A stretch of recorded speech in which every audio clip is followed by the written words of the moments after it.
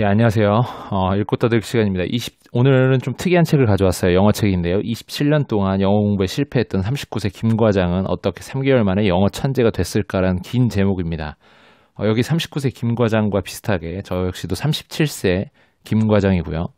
영어 공부에 실패한 거는 서로 간에 공통점이 있습니다. 그래서 이 책의 제목만 보면은 무슨 천재가 된 홍대리 그 책처럼 이런 김 과장의 일대기가 여기에 실려 있는 게 아닌가 싶었는데 꼭 그런 건 아니에요. 그냥 제목만 이런 현실을 반영한 그런 제목이라 볼 수 있습니다. 모두 다 이렇게 영어에 대해서는 항상 고민이 되잖아요. 그러니까 영어를 어떻게 보면 언어인데도 불구하고 학문으로 공부를 많이 했던 것 같아요. 그래서 학창 시절에 영어 시험을 보기로는 뭐 그럭저럭 봤던 것 같은데 막상 이제 우리가 일상에서 만나게 되는 그런 많은 일들, 뭐 외국인을 만난다든지 아니면 오랜만에 이제 해외여행을 가서 이제 외국에서 이제 뭔가 물건을 사고 물어보고 하는 과정에서 겪게 되는 그런 난감함. 아씨, 영어 공부를 이렇게 했는데도 영어가 한마디도 안 나오냐? 이런 바보 이러면서.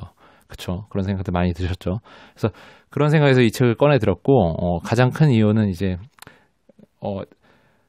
제 자식한테 이제 영어를 너는 좀 영어를 해야 되지 않겠니? 앞으로는 글로벌 사회인데, 물론 지금도 이미 글로벌 사회지만, 영어를 좀 해야 되지 않겠니라고 말을 하고 싶은데, 왜, 걔가 자기 자식한테 꽃게가 나는 이렇게 옆으로 가면서 너는 똑바로 가 이렇게 하라 그랬다는 그런 뭐 속담인가요?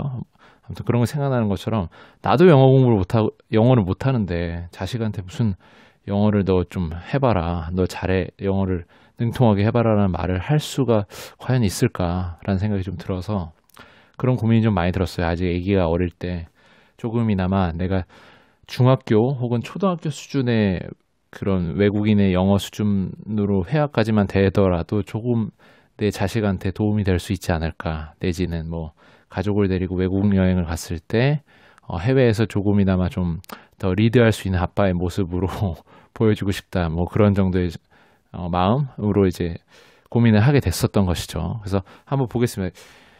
이 책이 어떤 내용을 말하고 있는지 순식간에 다 읽긴 했는데 되게 단순하면서도 강력한 메시지를 던지고 있습니다. 한번 보시겠습니다.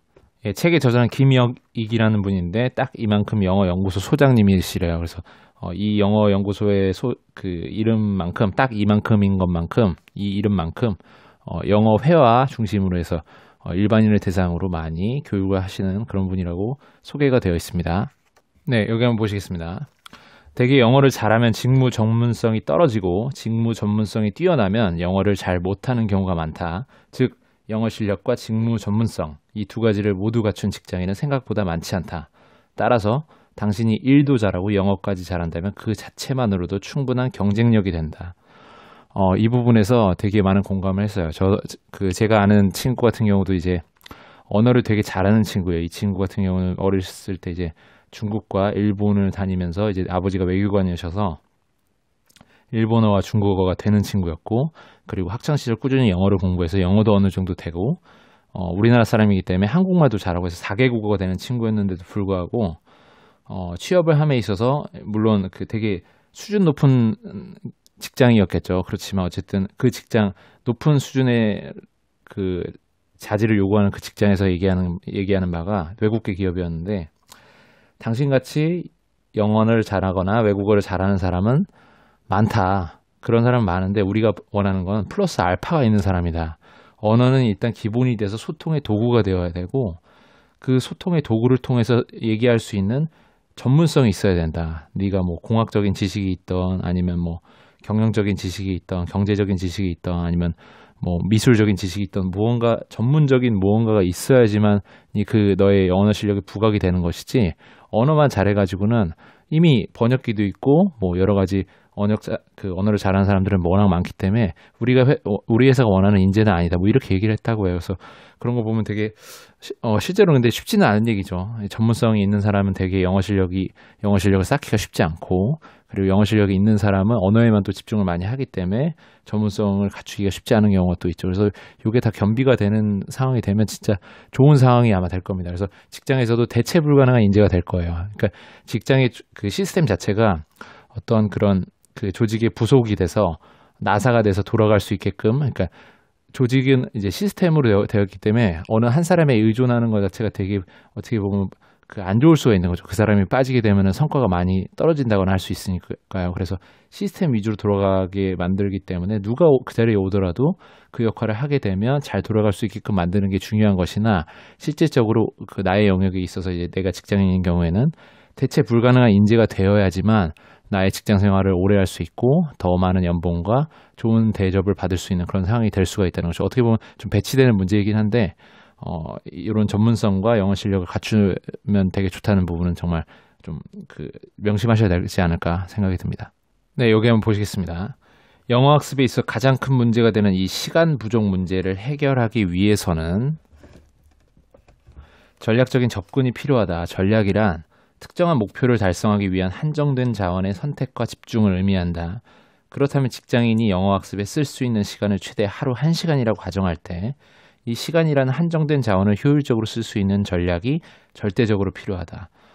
맞죠. 우리가 그 영어 공부하기가 쉽지 않다는 거는 사실 시간이 없다는 얘기를 많이 하는데 시간이 없다는 거는 사실 핑계일 수도 있겠지만 일리가 맞는 말일 수도 있어요. 왜냐하면 사실 직장에 매여 있는 사람이고 퇴근 후에 시간을 확보해야 되는데 또 애를 키우고 일상을 하는 데 있어서 여러 가지 것들을 고려하면 잠이 줄어들게 되고 하는 상황이 와서 여러 가지 경우에서 이제 시간이 그렇게 여유가 있진 않죠, 솔직히. 그래서 최대한 시간을 많이 활용할 수 있는 방법으로 제시하는 게 요 밑에 부분입니다. 한번 보실게요. 집중.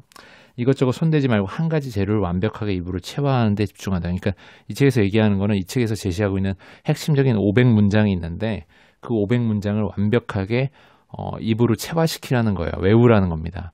그래서 그 언어를 공부로 하지 말고 운동을 하는 것처럼 몸에 완전히 익숙하게 우리가 자전거 타는 거를 뭔가 생각하면서 그래.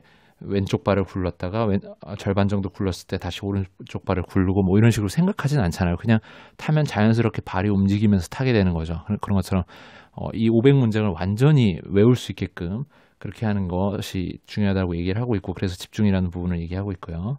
한정은 배우고 익혀야 하는 것을 실제 소통을 위한 중학교 영어로 한정하다. 그러니까 목표를 높게 잡지 말라는 겁니다. 우리가 보통 영어를 좀 배워야지 그래서 영어를 잘해야지 하면 뭔가 그 미국 드라마에 나오는 미국인의 수준처럼 영어를 그렇게 구어체를 써서 잘 하는 쪽으로 이렇게 생각을 한다든지 하는데 실제 그런 건 아니고 되게 약간 어눌한 느낌을 주지만 계속해서 대화를 이어나가는 그러니까 영어를 잘한다는 건 이어 말하기를 잘한다는 얘기를 하고 있거든요. 그래서 너무 목표를 높게 갖지 말고 쉬운 단어로 예를 들면 뭐 그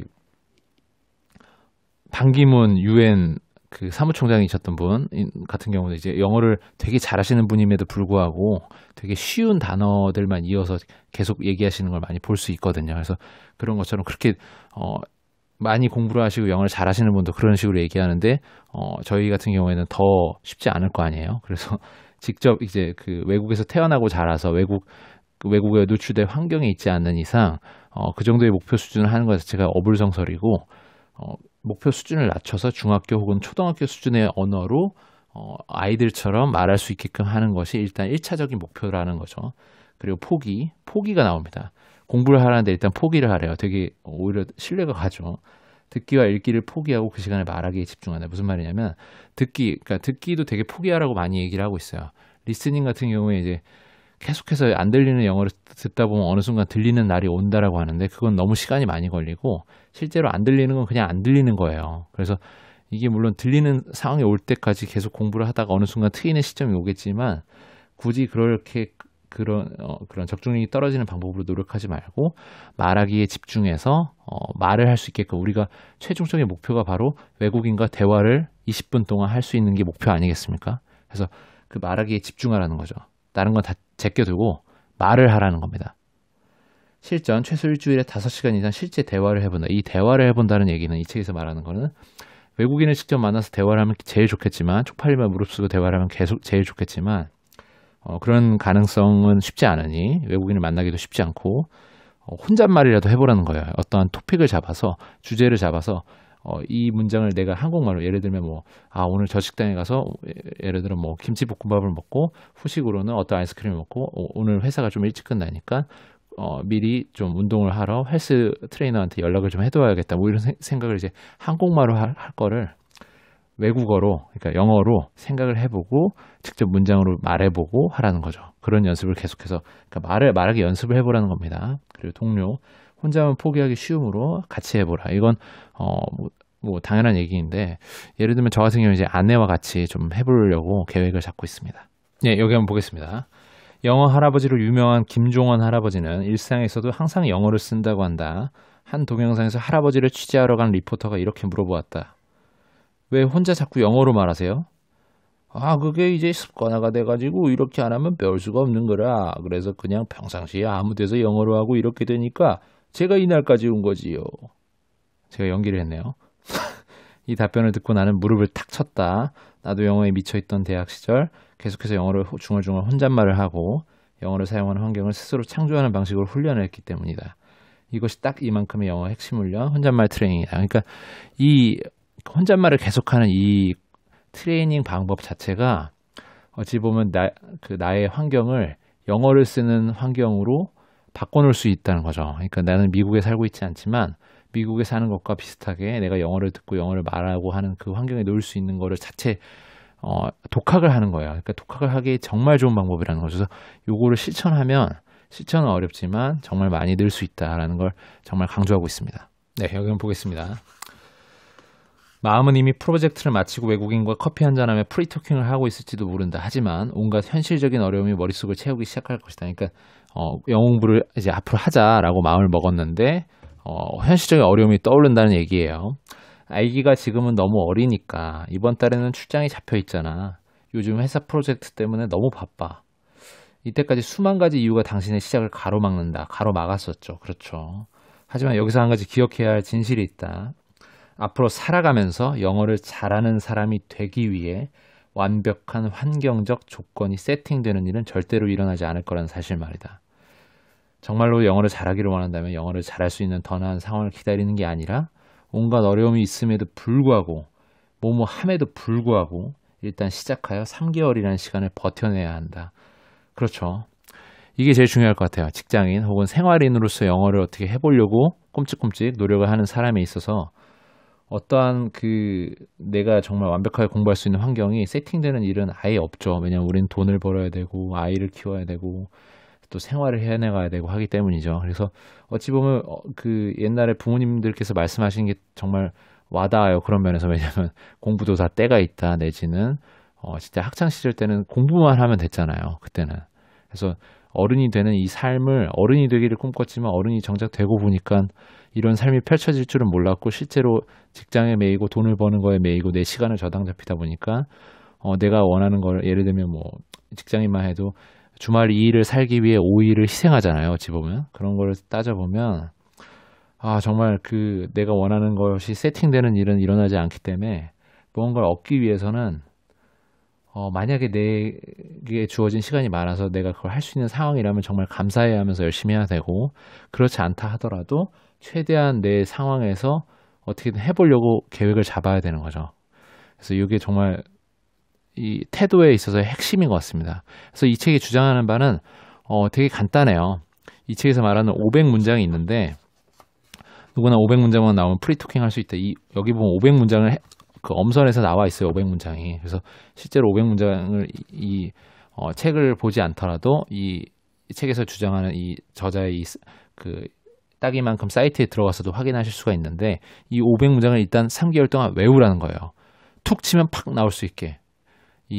읽고서 바로 해석이 가능하고 이 해석만 보고서 바로 영어로 가능하고 그리고 이걸 응용해서 응용 문장들도 좀 얘기할 수 있을 정도로 500문장을 완벽하게 3개월 동안 마스터를 하고 그 다음엔 무엇을 해야 되는 것이냐.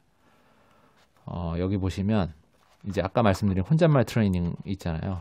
그 혼잣말 트레이닝을 하라는 얘기예요. 혼잣말 트레이닝으로 여기 보면 말하기 주제 리스트가 100개가 있어요. 뭐 자기소개, 직업, 취미, 이상형, 버킷리스트 소개 그런 것처럼 이러한 주제들로 인해서 혼잣말을 한번 연습을 계속 해보라는 거죠. 그래서 이 두 가지만 제대로 실천을 한번 해보면 최소한 이어 말하기로 띄엄띄엄 얘기는 할 수 있겠지만 어눌하게 얘기는 할 수 있겠지만 외국인을 만나서 입이 뻥끗 못하고 그냥 한 상태에서 괴로워하면서 뒤늦게 후회하고 하는 일은 없을 것이다라는 거죠. 그래서 저도 이걸 한번 실천을 해보려고 하고 기회가 되면 저같이 이제 정말 일반 사례잖아요.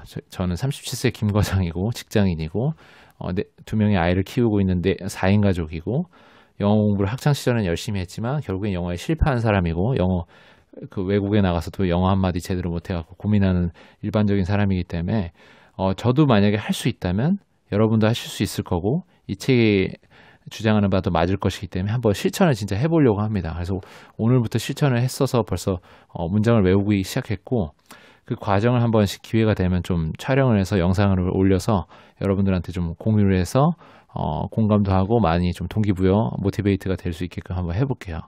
그래서 오늘 여기까지 하겠습니다. 도움이 되셨다면 구독과 좋아요 부탁드리고요. 이 채널을 지속하는 힘입니다. 앞으로도 더 열심히 좋은 컨텐츠로 정리돼서 많이 말씀드릴 수 있게 노력을 해보겠습니다. 감사합니다.